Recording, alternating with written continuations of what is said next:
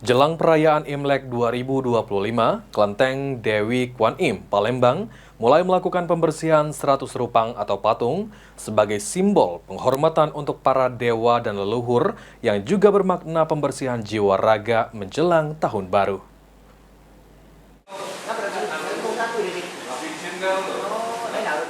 Jelang perayaan Imlek tahun 2025, sejumlah kelenteng melakukan persiapan.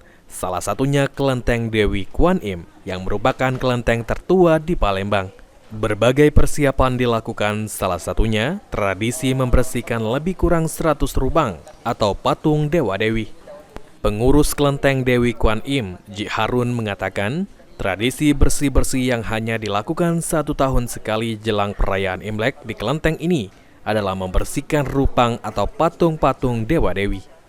Pembersihan dan pencucian patung di kelenteng ini dilakukan usai ritual sembahyang mengantar dewa-dewi ke langit.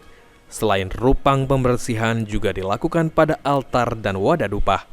Pembersihan rupang ini sebagai simbol penghormatan untuk para dewa dan leluhur, yang juga bermakna pembersihan jiwa raga menjelang tahun baru. Jam 7 malam kita sudah mulai tahap mengantar dewa-dewi naik ke langit untuk melaporkan kegiatan kita selama 1 tahun. Setelah itu diantar hari ini ya kita mulai bersih-bersih. Kita mungkin sekarang udah lihat kita mulai proses membersihkan rupang karena perjalanan kita begitu mereka sudah naik berarti posisi udah kosong rupang-rupangnya. Saatnya kita mulai bersih. Nah, kita bisa lihat sekarang ini kita mulai bersih kurang lebih hampir 100 rupang, kurang lebih hampir 100 rupang. Rupang itu apa? Patung-patung nih.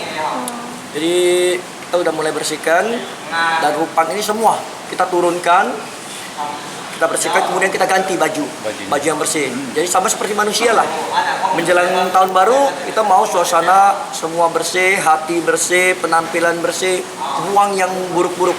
Jadi kita jangan lagi menatap ke belakang. Kita optimis ke depan. Lutfi, PAL TV.